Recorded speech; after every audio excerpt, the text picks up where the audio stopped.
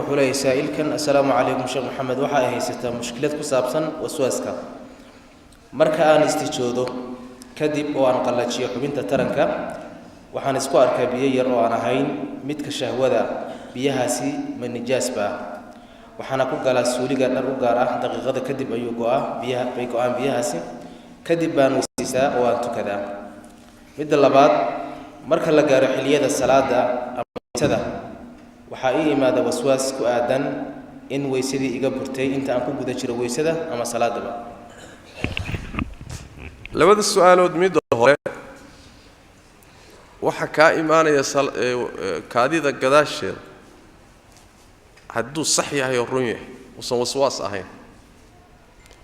waxa loo yaqaanaa waa dhacaanka loo yaqaano wadiga loo yaqaano waa dhacaan soo baxa kaadida gadaasheeda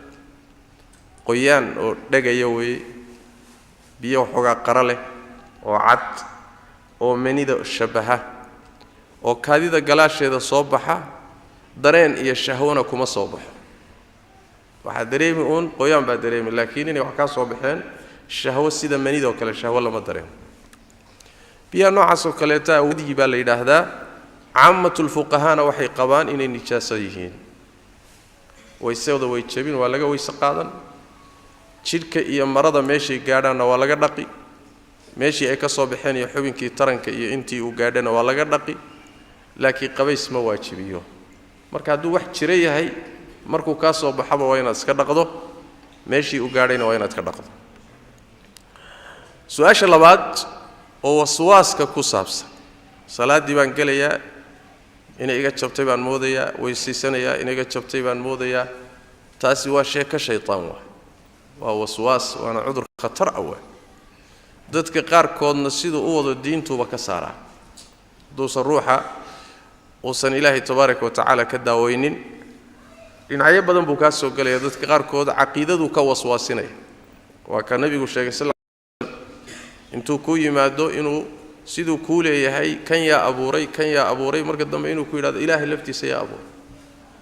dadka qaar kood aqeedadii buu ka waswaasinaya قد قاركود معاملته كجلي قاركود تقارضه كجلي dadka qaarkood cibaadaadkii buu ka galaya marka waswaaskaasi wuxuu u baahan yahay in la dagaalamo sida lagula dagaalamana laba qodob baa ugu muhiimsan qodobka koobaad waxa weeye waxan shaydaanku kugu akhrinayo kuleeyahay cibaadadaadii ma guntamin way burtay waxba ka yimid waxba ka soo baxay waxan uu kuleeyahay deeni وارنتا انت ترى هوردينه ordine waxa tiraahdaa waa beentaade ka soco asagoo kule waad wasaqaysanta adeer wasaqdan ku tukandhe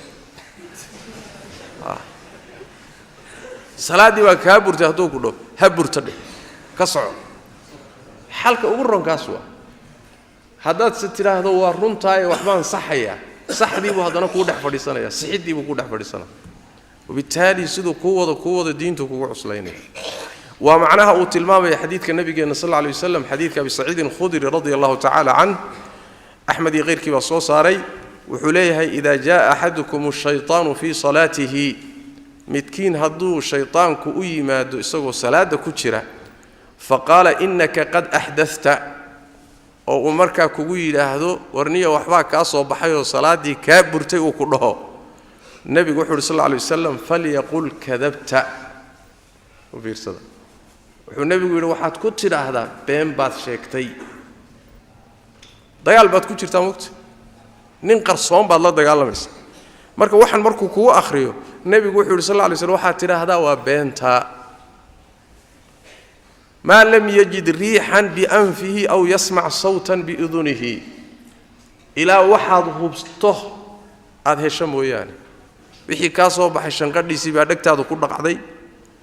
ama mee urkiisii baa sankaagu dareemay ilaa heerka aad gaadhood wixii xaqiiqsato sheekadiisa marna ha rumaysan waa beenta ku dheh daawada ugu fiican taa iyada waxa xigta sida quraanku inoo sheegay shaytaanku markuu ku waswaasiyo daawadiisu wax weeye inaad ilaahay magan gasho wa imma yanzaghannaka min ash-shaytaani nazghun fasta'id billah إلهي مغانقل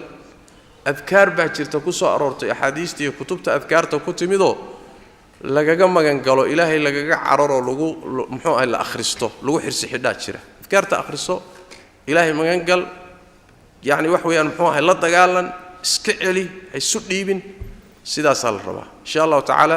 waad ka bogsoon biidin Allah wallahu a'lam